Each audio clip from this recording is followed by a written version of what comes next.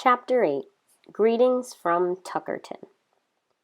By the time our next Sunday meeting rolled around, we were very curious about our next trip. The beach and the boardwalk were so much fun, I was thinking about asking to do it again. At exactly 7 o'clock Sunday night, the doorbell rang. T-Bone walked in, and my parents started the meeting. "Okay, who's ready to hear about the next trip?" asked my dad. "We are!" shouted Timmy, Maggie, and Emma. "Good, because our next trip will take us to Tuckerton and Long Beach Island." Silence. No one knew what he was talking about. "What's that?" T-Bone asked. "Well, my father had a very good friend who lived in Tuckerton, New Jersey. His name was Captain Cliff, and he was a fisherman. We used to go down and see him when I was a kid. Unfortunately, he died a few years ago, and his wife always tells Grandpa that we should go down and use the boat." "Is it at the shore?" I asked.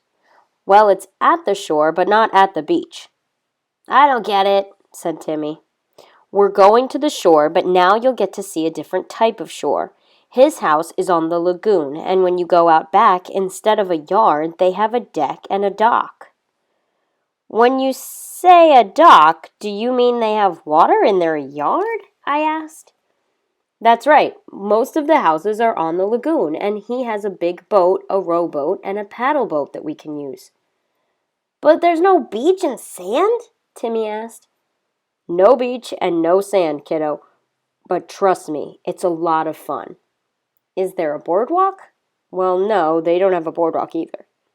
"Then what will we do?" "Plenty," my dad smiled. "We'll go crabbing in the bay, ride the paddle boat in the lagoon, and take the boat to a restaurant for lunch." "That must be some parking lot, Mr. A," T-Bone laughed. "Are crabs bugs?" Maggie asked very seriously. "No, sweetie, they're not bugs," my dad said, answering her question while ignoring T-Bone. "Just be here at 7 o'clock Tuesday morning, Tommy," said my dad.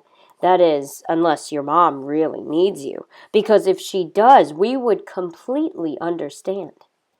"Not a chance. My mom says that Tuesdays are now her favorite day of the week." "I believe it," my dad mumbled as he ended the meeting. When Tuesday morning rolled around, I had mixed feelings about this trip. If we were driving all the way back to the shore, I thought we should at least go to the beach and the boardwalk. I went downstairs to help my dad load the car. Thankfully, we had less stuff than the last time, and he seemed like he was in a good mood.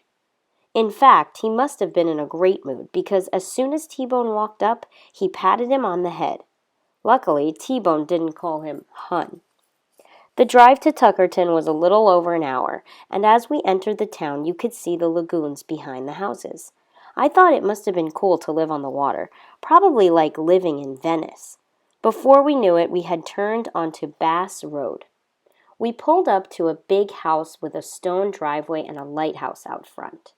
Next to the lighthouse was a little wooden bridge. My grandfather had given us the key, and when we opened the door, there was a note from Captain Cliff's wife. "Hi, guys. Please make yourselves at home. The key to the boat is above the sink. You can get gas at the end of the lagoon. Help yourself to any food and feel free to use the shower. If you have any questions, you can call me at home. Give my best to your dad, Patty." The house really looked like a fisherman's house, with fishing nets hung all over. I went right to the sliding doors to see the deck and the dock. The deck wrapped around the whole house with steps that led to a small yard. At the end of the yard was the dock with all three boats bobbing in the water. "Pretty nice, huh?" asked my dad. "Cool," said Timmy as we all stepped onto the dock. "Well, let's not waste time," he said. "Let's go crabbing." "How do we do that?" asked T-Bone. "We have to get the bait, the string, and the nets." "Here's the string," Timmy said, pulling up a string that was in the water. No, that's a hotel. Leave it alone," warned my dad. It was too late. Timmy had already pulled it up. "Hey, look, Dad, I already caught some crabs," Timmy said, looking very proud of himself. "No, the hotel trap caught the crabs. We're going to catch the crabs with a piece of fish and a string." "Why?" I asked. "They seem to like checking into this hotel, and all we have to do is sit here and empty it." Because we're going on a boat and I'm going to teach you how to crab. That's why. To me, it seemed like washing clothes by hand when there's a washing machine in the next room, but this whole catching crabs with a string seemed pretty important to my dad. We loaded the boat with all of the supplies we would need, most of which turned out to be snacks. I wasn't crazy about the life jacket, but I knew that it wasn't an issue my dad would negotiate. Still, I felt like Emma at the beach. We started out slowly as we made our way through the lagoon. "Why don't you give her some gas and see what she's made of, Mr. A?" "First of all, Tommy, we're only going to get gas, and second of all, you're supposed to drive slowly through the lagoon. If you go fast, you'll cause a wake." "A what?" Timmy asked. "A wake, like waves," my dad said. "You know, when the water starts moving and then all of the boats start banging around." We got gas and headed out toward the bay. The sun was shining and every boat that passed by waved to us. "Do you know them, Mr. A?" T-Bone asked after each boat passed. "No, Tommy, for the 10th time, it's just polite to wave to other boats." We found a spot by the old stink house, and my dad started teaching us how to crab. He said that the best spots were the stink house, which used to be an old fish factory, and by the rock pile. Once the boat stopped moving, the lesson began. First, you tie a bunker to the string and hook on a 2-ounce weight. "What's a bunker?" I asked. "It's a small fish you use for bait." We all tied our bunker to the string and hooked on the weight. Next, slowly dropped the string into the water. Before we could stop him, T-Bone dropped his string into the water. Unfortunately, he didn't hold the other end. My dad stopped talking for a minute, remembering that he couldn't really holler at him, and took a deep breath. "Tommy, why did you drop your string into the water?" "Because you said to drop it in the water." "But how do you plan on pulling the string back up?" "I don't know, Mr. A. You didn't get to that part yet." My dad looked like he wanted to scream or throw T-Bone overboard.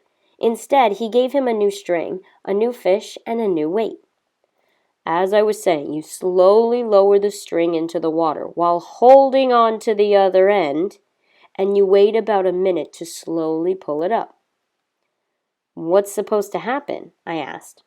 "Well, it's not like fishing. You won't feel the crab on the string. You have to keep checking.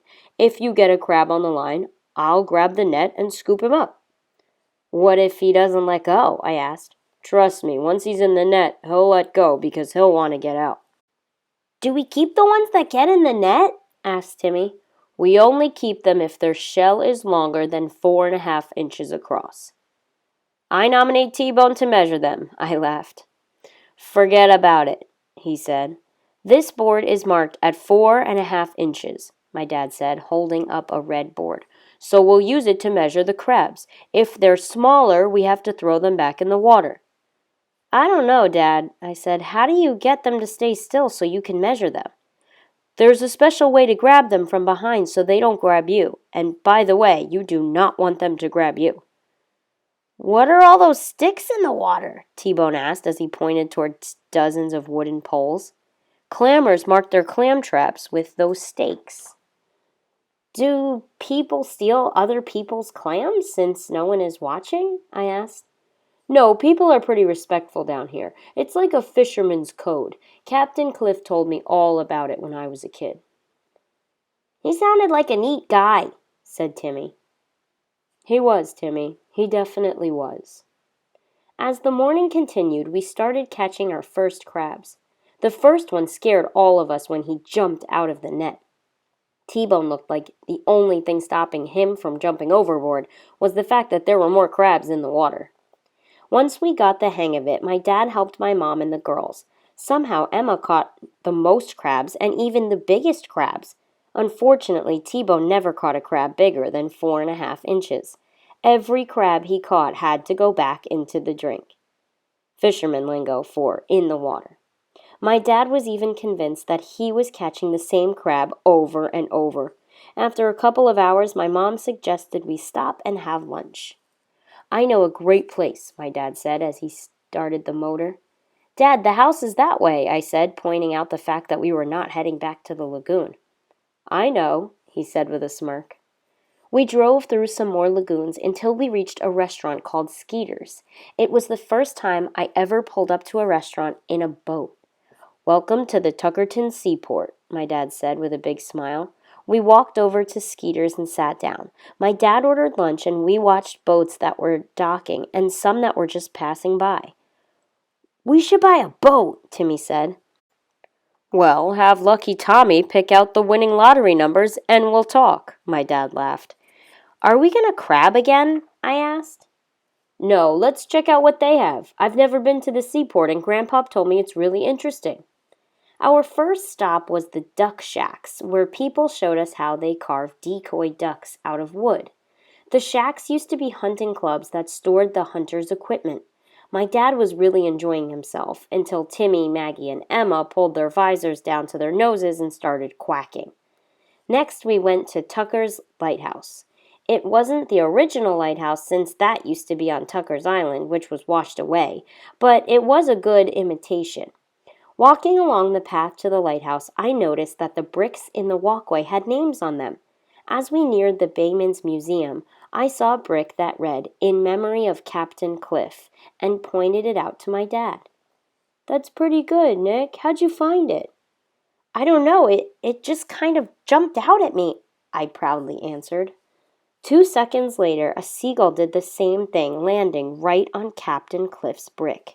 He scared me so much that I jumped back. I obviously scared him just as much because he took off, leaving one white feather behind him. We walked through the seaport for another hour, checking out Parsons' Clam House, the Sunny Bray Salt Box House, the Sea Captain's House, and the Tuckerton Yacht Club. My mom, of course, lit up when she saw the gift shop. She told my dad that she only bought something little, but I noticed a big bag under Emma's stroller. Luckily for her, I could keep a secret. Before we went to the boat, we walked over to Stewart's Root Beer, a familiar sight.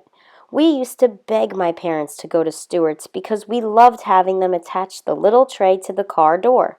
I wondered how we could eat there without a car. "Hey, Dad," I asked sarcastically, "how are they going to serve us without a car?" "Gee, I don't know," he said, rolling his eyes. "Maybe we could walk through the door?" "Oh," I mumbled, never realizing that you could actually just go in and order your food. My dad bought everyone some ice cream. Then we headed toward the boat. We went back to Captain Cliff's house so my mom could put the girls down for a nap and boil the water to cook the crabs. While my mom was inside, my dad took the rest of us out on the paddle boat. It sounded like fun, but it was no joke. We weren't even halfway back when my legs felt like they would fall off. "Where's the engine?" T-Bone asked. "There is no engine," my dad replied. "What do you mean? What if you got a cramp in your leg?" "That would be a shame," my dad laughed. Of course, my dad had the energy to laugh because he wasn't paddling.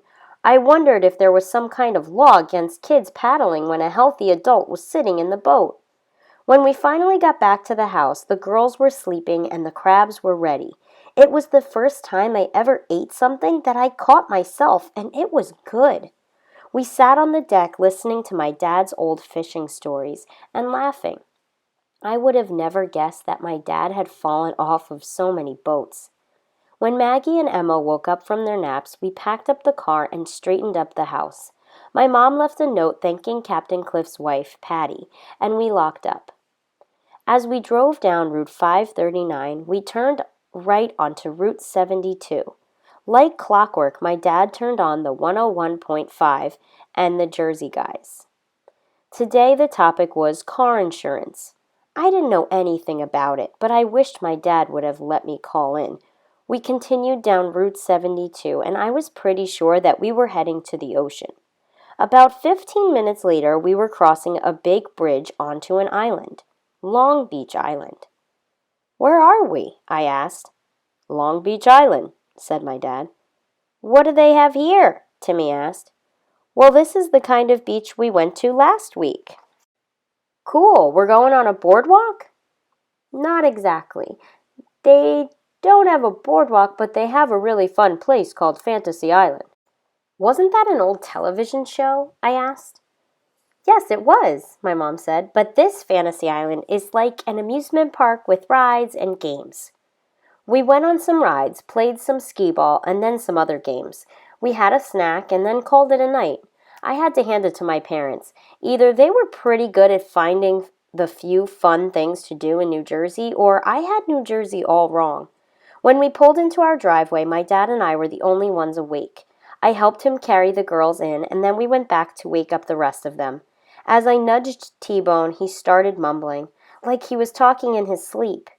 At first, we couldn't understand him, but when we listened closely, we could hear what he was saying. Are you sure he isn't 4.5 inches? Are you sure he isn't 4.5 inches? Check again. Check again.